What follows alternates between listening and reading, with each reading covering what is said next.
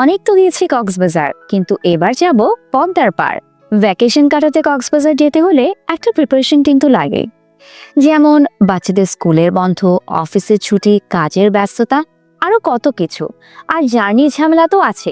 কিন্তু ভেবে দেখুন তো, ঢাকার অদূরে ঠিক 20-25 মিনিটের একটা জার্নিতে আপনি চলে যেতে পারেন একটা স্বপ্নের জায়গায়।